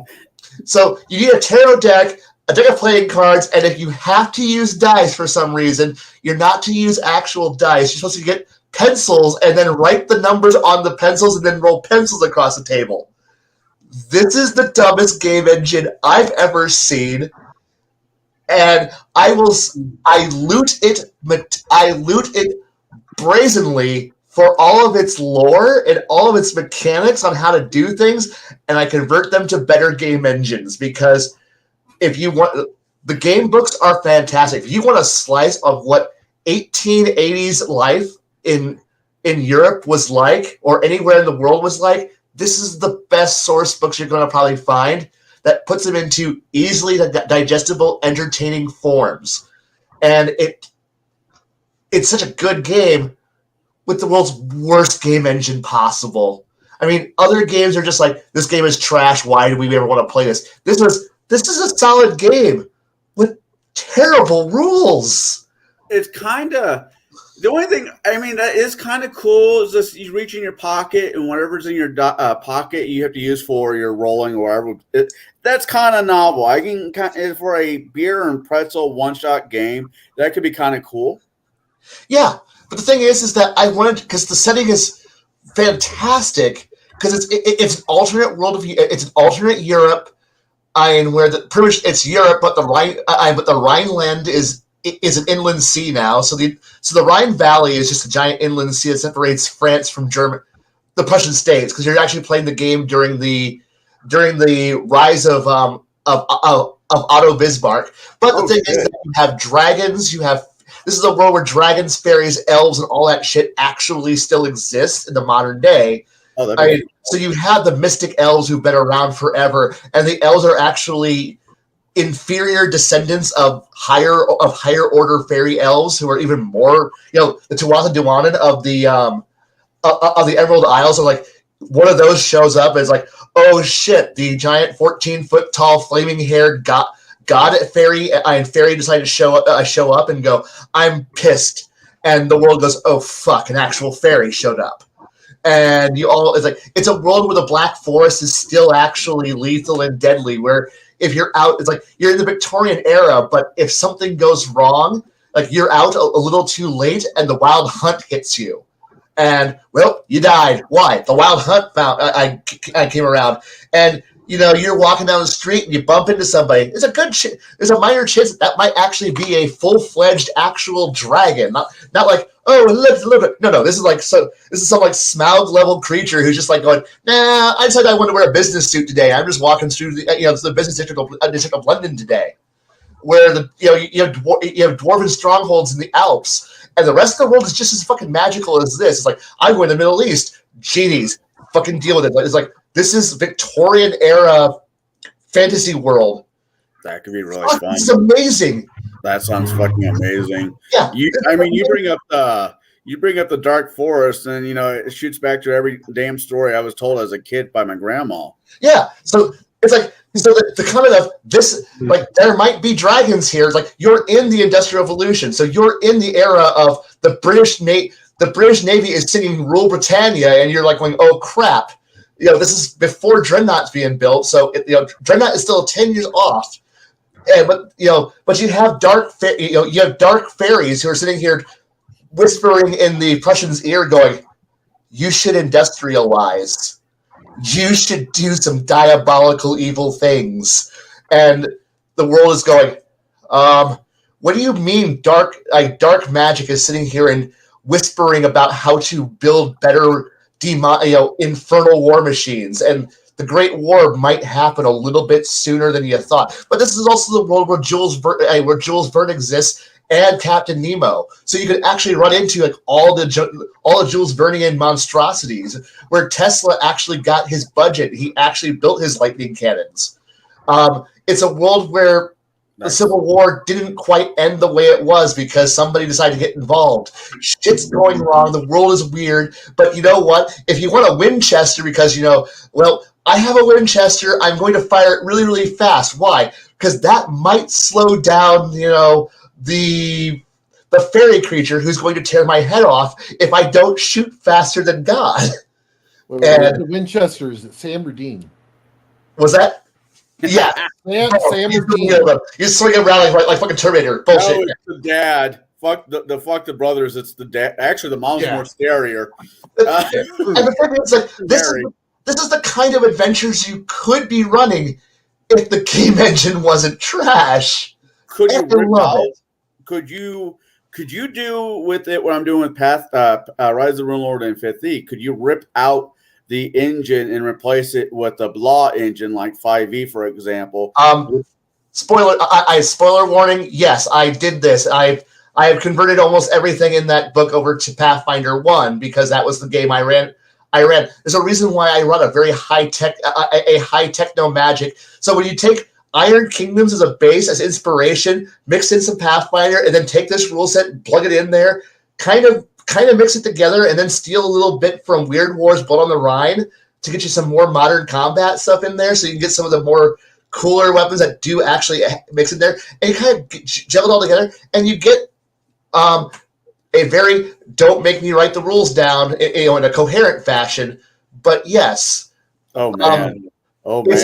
It's a very fantastic. So it's like, oh no, it's like, and because you're dealing with techno magic, and you have and because of the fact that like everyone worships dead Da Vinci, who had the ability, he wrote down the first techno magical engines. Which that sounds distinctly familiar, like the Iron Kingdom spell engines that drive all the warjacks. So you're literally in the you're in the point where some dark fairies are sitting here going, yes, Da Vinci's notebooks actually were almost perfect. It's as if you needed a little spark of genius, and the Unseelie Court is sitting here going, now take his design and twist it by 2 more degrees, and now it works. And suddenly the humans are going, wait, what? And meanwhile, you had the Seelie Court and the elves going, you shouldn't have done that. Now the humans will now figure out how to make techno weapons. And now suddenly you're going,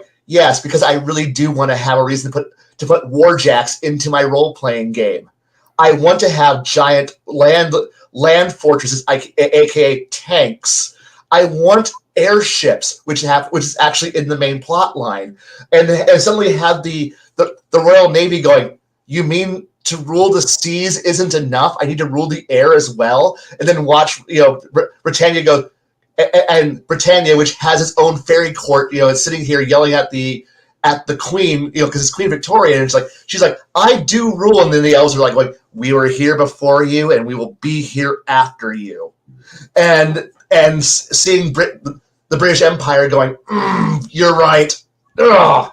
And it's like it's such a weird, cool thing. And then you're watching this mad king, this mad king on the border going, I don't want to join Germany. And Otto von Bismarck going, I don't care. I'm going to eat your kingdom. And then the French, we would like you to not eat that kingdom, please. And Germany, no, I don't believe that's what's going to happen. And you're sitting here going, oh, God, World War I's going to happen 20 years early with magic, and Russia is going to do, this is going to be fantastic. This is going to be weird, and there's dragons and magic and the unsealing. I could pull in vampire and changeling and mage, and it would everything. Like you could use this rule setting and fucking everything. I could run Sorcerer's Crusade or Victorian Mage in this, no problem. Dark Ages Vampire, perfect, got it. Victorian Vampire, done. You got werewolves. They're playable creatures, for God's sake. Yeah, I would suggest it, but they're playable. What, you want to do a Frankenstein running around? Yeah, we got that too. Why did you write the world's Artel Zoria, why did you write the world's worst game engine for this? This could have been amazing. Okay. After listening to your magnificento, your chef's kiss version of the way you run your game, I can't stand up for reasons we will not get into because I got a gamer boner. Oops, I already said it. But God, yes. If you got the money, go on to something, find a copy of this, pay for it. For someone who's a pirate, pay for this. Just buy a copy and read the first 180 pages of it and go, this was a fantastic book. And then open the rest of it and go, okay, so this is how much items and transportation costs. Look at the last half and go, okay, that's how life in the Victorian era works. And ignore the game engine. Just fucking ignore it. And just rape it for all of its actual value. It's so damn good. Why did it suck? So, really quick, I wanted to say that sounds amazing. And fuck who was ever listening to Mav, because that's for the war engines. That's a horrible idea. Never listen to Mav. The Germans don't care. Bismarck doesn't care. Bismarck is evil. He's an unsealing court agent. And you realize, oh shit. Not Mav, the daughter. The daughter, not the queen. Again, Maeve. Yeah. Thank you. Unsealing court. You're dealing with dark forces, and they want to see the human world burn, and it's fantastic. I love, and the fact that you're dealing with true faith. Like Italy's literally, the Pope is important. I'm like, oh, this is cool. This is the best worst game ever. I want you to run this game. I want you to find a way to run it. And if you ever get a table going, I will be there with pencil, paper, and dice, and we will have a great time. I'll bring pizza. And somehow drag a few other people into this because that sounds really fun. To answer my own question, I love the TV series. God, do I love the TV series because it decided not to have bipedal aliens and actually made aliens look alien in the pretense that it's not the norm. It's something different. But Farscape RPG was the biggest shit I ever tried to work through, and I'm fairly forgiving when it comes to most systems. Shadowrun got brought up earlier by Jade. My only hiccup, heartburn with Shadowrun, it wasn't the system, it wasn't the other players, it was the DM. I had a bad DM in it, and if you have a bad DM in the system that you're not really sure about, it kind of it shits the bed. There's no way around it. It just shits the bed. Would I jump into another Shadowrun? Yes, with a pre-made character so I can learn how the system works instead of trying to build a bootleg version of Wolverine, as Jade would probably say. I did. Or Punisher, whatever. But if I got a pre-made character and actually put through the paces, I think it would be a fun game. I've yet to find a DM that will run that edition, so I'm not in a big hurry. But Farscape, love the TV show to death. I can't recommend it enough as a TV show. It's fun. It was Dungeons and Dragons in space. At least that's what it felt to me. But the RPG game shit the bed. It shit the bed so bad. I mean, other really good ones out there that are based off TV show is go pick up a copy of Farscape. Farscape was a fun game. I have nothing negative to say about it. There's a few other ones. I should give the Dresden Files RPG a better look at it because start with the Fate engine first. I Fate, will understand Fate because that is key to the Dresden Files. I think at what's going on, I'm going to have to find another system that I know that I will be comfortable running. As much as I want to say fuck it, I'll just run first edition Paizo and fuck the rest of the world. That's not fair to my players. I should look, or to myself, I should start looking into other systems out there, other worlds and whatnot. If we're going to continue talking about that and do the one shots, hey, let's play, where I think Baron's up next with Eberron. No, Exalted. Yes. Right. Exalted. I'm wanting Eberron. That's my bad. I'm sorry. I knew it started. Soulless stare of a ginger. But it tells you why I have pleasing to the Evan Dragons because I'm waiting for Exalted to arrive. You got to realize that. Right. And I have to say, if I was wearing a hat, I would definitely take it off the shadow for playing different systems throughout this past year, as many as did for being an old codger as he is. You know, not every system can be a traveler. I'm sorry. We have lives, but it happens. So you never asked me what the worst game was. I don't want to know from you because it's a laundry list. I want to know. Tell me, please. What's the worst game? It's really simple. Even though I mentioned Superhero 2044, I'm actually looking for a copy of that because it was literally the first superhero game, and for a collector, it brings in a couple $100. But the worst game I've ever played was Space Opera. The most convoluted, complicated, joyless suckfest I've ever experienced was Space Opera. So that's a content. That's weird wordage because suckfest can also be a good thing. It literally sucked the life out of all the joy in the game hall I was in. I had asked the people there, hey, I want to play Traveler. And they go, yeah, go talk to that guy. He'll hook you up. And he starts teaching me Space Opera, and I'm like, I don't see Traveler on the title of any of those books, but I'm 14. What the hell do I know? And then I found out, no, not Traveler, not at all. And I actually purchased a copy of Space Opera about 2 years ago to see, 40 years have come and gone. Let's check it out. And I literally threw it across the room, picked it up, and put it right back on eBay. Of course, I made a profit, but that's not the point. It's literally the worst sci-fi game of all time. I'll keep that in mind. No space opera. So no Star Wars. Gotcha. Yep. It's no bueno. No fun. No bueno, no fun. There is a game engine called Star Blazer or Star Blazer Adventure that's also called Space Opera. Actually, the one that me and Bruce talked about, maybe 2 months ago, that looks like that could have been a fun game. And I'm gonna have to bounce in a minute here, guys. I just wanted to, say thanks to everybody in the chat for keeping this a lively conversation, despite all the crap that's going on. It's gonna get better. Just weather it out, and if worst comes to worst, go play a board game or a freaking war game with your family, your friends, your neighbors.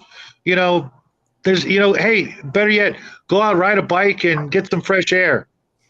I bet most of you haven't done that in a while. Hey. Or a little cold.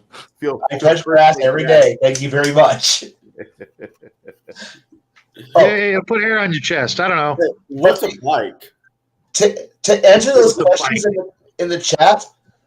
Game I was talking about was Castle Falkenstein. I will have to look for that one. I really will. As for Yeah, what I'll be edition back is on that. built in, I don't know. I mean, I have enough first, second, and third, so I can whatever edition I'm told to make a character for, I'll be like, yes. Even though we're all going to be playing Solars, I deep down am dreaming for the GM who will let me one day play. And I play an Abyssal or a Sidereal, but I doubt either of them will ever happen. So I'll just be happy playing, dreaming of playing Lunars and or Solars, or I don't care as long as as long as it's not Dragon Blooded. I'm super super duper happy. And even if I'm playing Dragon Blooded, I don't care. I'm part of the Scarlet Empire. I don't. Yes, I don't care. 1,000 Kingdoms, sure. Let's go remove one and make the god whose job is to make sure there's always 1,000 kingdoms do his damn job. And Chicken cheers. do your fucking job, Sidereal. You know what your job is. I have no idea Sidereals exist because even though I talk to one every other day, I keep forgetting he's there. God damn it. We have a topic for next week to prepare for. Dragons? Dragons? All we Yeah. don't talk about. Next. We're actually gonna jump into dragons. Woo! Let's go. Dragons. Dragons as foes. Let's go watch the 1970s Peach Dragon. That's Dragons as Next week is the friends, not foes. 19th, right? What? Hold on. I gotta do something because he keeps saying stupid stuff. Who, me? That's Thanks, so Bo. much better.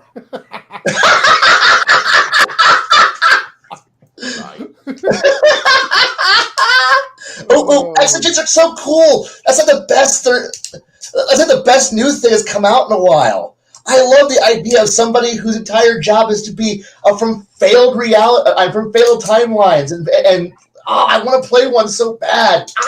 But that's third edition, and nobody plays that one yet. One character that's from a failed timeline. Hey, Jade, didn't you run a game like that? A failed timeline that was with guns and pewy things that was really fun. I had a good time. Yeah. Which version of it? I've run it 3 or 4 times. The one that had me, Todd, where me and Todd thought it'd be a good idea. Boondock Saints at Pit Fiend. Woo! Only one of us survived that. That was great. That was great. Good times. All right. Good times. So, Connell, what are you planning to release this week? Well, it depends on if I can get some people to join with me. I might do a late night chat with Connell, which seemed to do fairly well number-wise. Then this Sunday, me, Shadow and Son, Omen Owl, Jack, and Mark, who's a really cool guy, will be reviewing the 1980s Gremlins. It's my 88. Yeah, it's 88 Gremlins 2. Oh, really? Okay. We're doing Christmas movies, and that was my choice for a Christmas movie was The Gremlins. You have to wait 50 weeks for Christmas. All right. Well, then once we get done with that, we're going to that's what we're doing this week. We're going to Gremlins. The next ones we're going to do fancy, not rom-coms, but fancy, like Valentine's. We already did Princess Bride, but movies like that. Okay. Shadow is Shadow still in or no? Yeah, I'm still here. Okay. You're getting ready to do a stream with your son, right? Yeah, well, not a stream, but a craft video.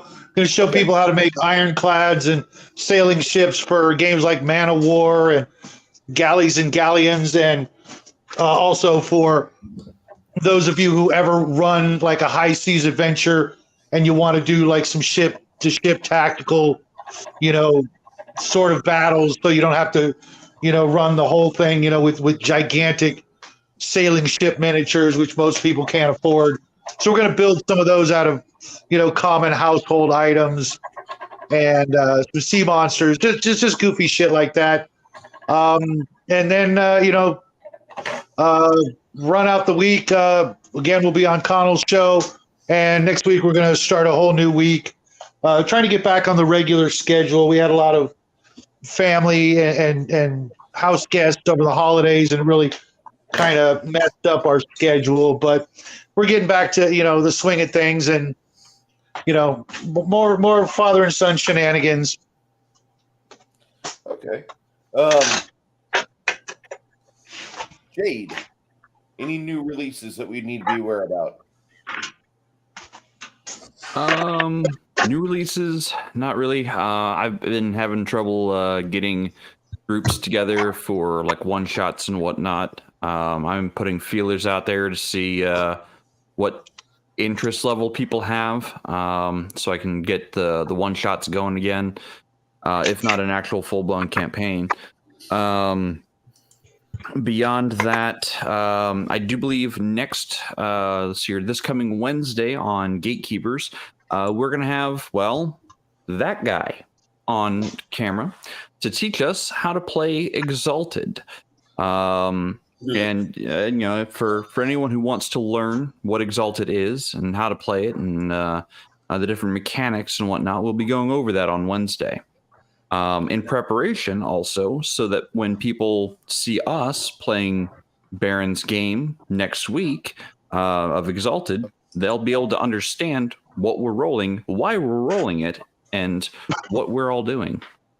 It's going to be, we're going to be doing the first part of Dragons next week, and we're going to be doing first edition Exalted. Charlotte, that's what we're looking at. There's some of the mechanics in the second ed I don't quite like, and the third edition I'm not as well versed in. So we're going OG and doing the first edition there, and Badass. Well, let's see. Next week, I should be having a stream with Janet Monday night on one of her movie picks. Oh, she's awesome. Yeah. Tomorrow I should have a new video releasing on OGGM's Thanksgiving Day Adventure, which will probably be yanked off of the servers it's on at Big Geek Emporium. He's going to redo it and make it compatible with whatever is going to come out. But he's got a really neat Thanksgiving Day Adventure. That's all I'm going to say. You guys, he's a pretty talented adventure writer. I won't say it's fantastic because he wrote it for 5e, but I know how to convert from 5e to whatever game I want to use. And I think if you guys have some extra money at Big Geek Emporium, they're more than willing to show you what's on sale because they're getting rid of a lot of their OSR stuff too. Garrett, you haven't helped us out and showed us the door for a while. So I've got a couple things I'd like to here. I mean, come on. I am almost through, and I know he was in the chat. I don't know if he still is, but I'm almost through Cowpunchers, so I'm hoping to do some videos on that here coming up. Also, I got a box. The unboxing has already, you can't really see it because everything goes turn off that green screen stuff because you're being like old tin car and shit. Stop that. But no, I have an unboxing video that is going to be coming up with a Kickstarter that's going to be going up here probably the end of the month, 1st of February, and it's actually really, really cool. So yeah, that'll be going up, and I'll be doing the Gatekeepers, and kind of getting back into the whole swing of things. Beautiful. All right, Garrett, appreciate you, and you got everything open up tonight. So go ahead and lead us on out. All right, so everyone, we want to thank you very much for joining us. Time is a very finite resource, and you have spent some of that resource with us here, or either live here tonight, or watching this after the fact. We definitely want to thank you for that, and we hope everyone has enjoyed our show. We look forward to seeing you folks next week. Thank you much for being with us, and you have a great night. Thank you.